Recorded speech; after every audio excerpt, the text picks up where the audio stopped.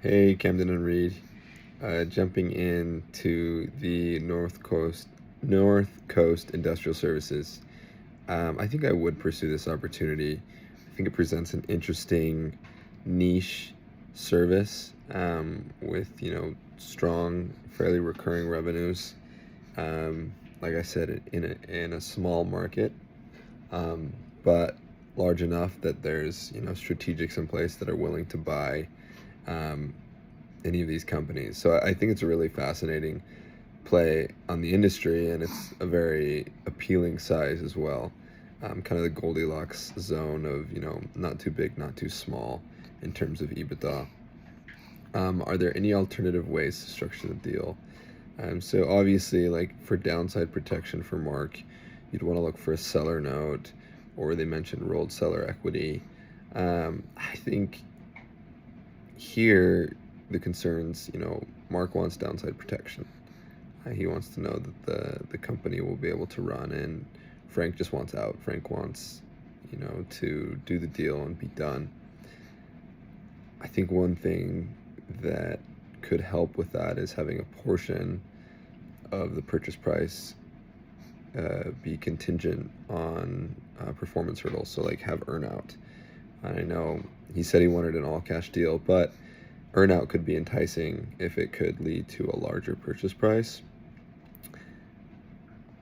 if the company performs well, and I think that's something that could be considered. I think Mark's approach to getting the deal done, he did a few things right. Like he was persistent. He talked to the banks, talked to the lenders, talked to the broker. Like was really just trying to show and prove that he was credible. I think one thing that could have been done better is likely, just coming in to the conversation with that beforehand, like showing exactly how credible he was. And also maybe, I don't know exactly what this would look like, but finding a way to prove that he was willing to, get his hands dirty with this business. I think that's a little easier said than done, though. Moving on to the next question, I'm assuming Frank signs the LOI and you're under exclusivity. Request list of the 5 most important diligence items for the seller.